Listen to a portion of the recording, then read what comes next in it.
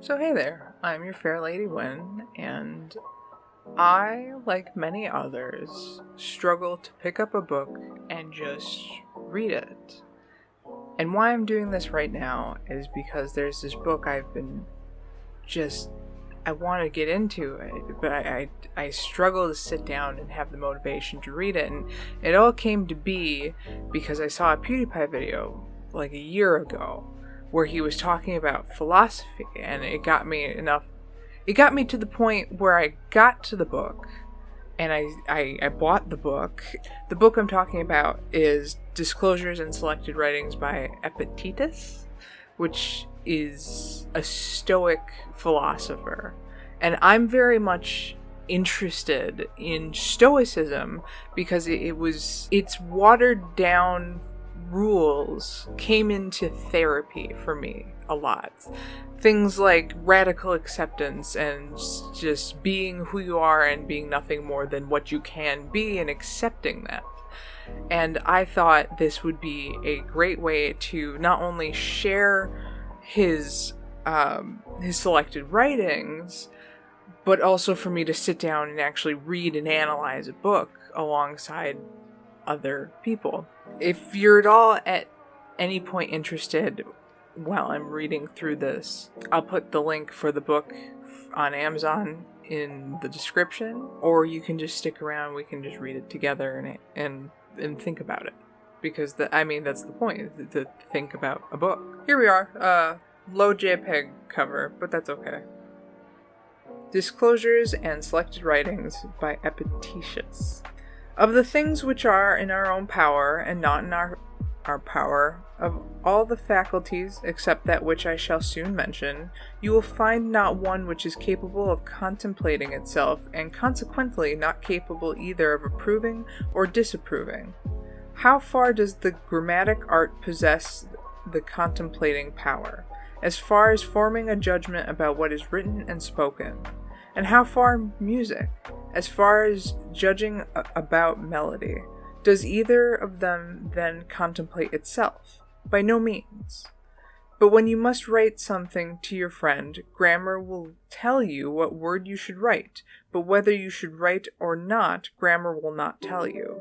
And so it is with music as to musical sound, but whether you should sing at the present time and play on the lute, or do neither, music will not tell you.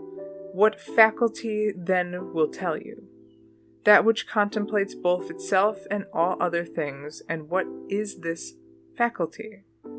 The rational faculty, for this is the only faculty that we have received which examines itself.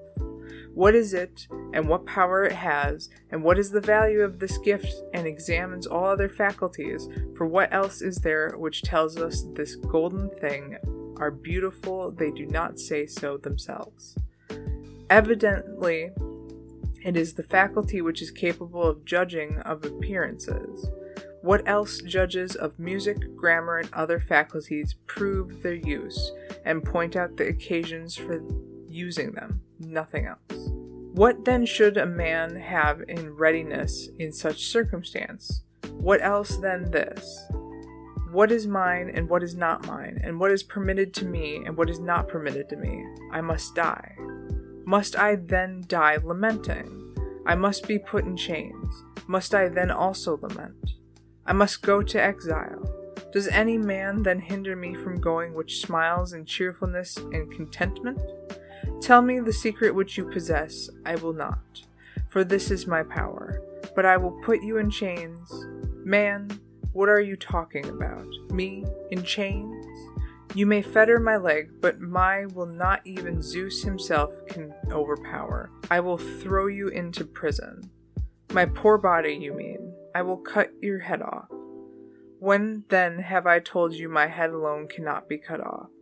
These are the things which philosophers should meditate on, which they should write daily, in which they should exercise themselves. What then did Agrippinus say? He said, I am not a hindrance to myself. That it was reported to him that his trial was going to the Senate, and he said, I hope it may turn out well, but it is the 5th hour of the day. This was the time when he was used to exercise himself, and then take a cold bath. Let us go and take our exercise." After he had taken his exercise, one comes and tells him, "You have been condemned." "To banishment," he replies, "or to death." "To banishment." "What about my property?" "It is not taken from you." "Let us go to Aricia then," he said, "and dine." So what did we just read? Well, the thesis statement is, of the things which are in our power and not in our power. And I am simply a woman that can think and ponder and extrapolate on words. So you may take away something different than I am from this. But what I'm taking is that context matters. That in the example of how grammar can tell you how to say something, it does not give you the rationality of how to say something. So you need to use logic and mindfulness together in unison, much like music, to properly express yourself. As far as the criminalization of someone and not being put to death and instead exiled, I take this more as, well, it's an unfortunate thing, but so be it. Continue on, adapt, and make the best of a situation. Because you still have what you have, it's just your titles are different. You are still who you are. And the last line, "Let us go to Arcia then," he said, "and dine." And I feel like that is saying at the very end, even though the situation is unpleasant, there needs to be adaptation and adjustment, there's still much to celebrate, because there is life still to be had. And that's just the first excerpt in the book. We have many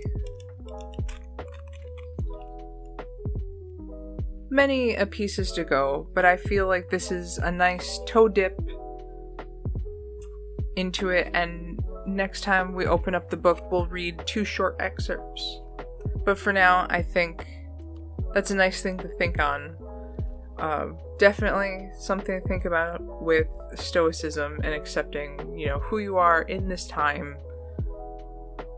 Maybe on your own, look into other philosophers, because epitesis is well before Aristotle and,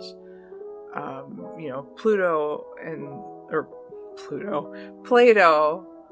And I'm no expert here. I'm not extraordinarily well read, and I'll say that PewDiePie had a great video on all of these philosophers, and I'm just toe dipping because I just want to be happy. I want to do what I want to do, and I want to be happy just like everybody else. And I thought sharing this, having a moment with whomever is taking a moment with me, can just sit and reflect for a moment. So, if you stayed for my rambling, I greatly appreciate it. And while we all work on the acceptance of ourselves, we can't forget to do our chores and drink an appropriate amount of water. So, thank you for being here. Hopefully we can do this again sometime soon. Thanks.